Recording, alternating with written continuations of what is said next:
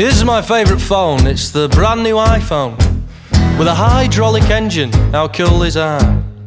The screen is made of glass to keep some degree of class, but behind an electromagnetic mass of pure vibranium, what's that you ask?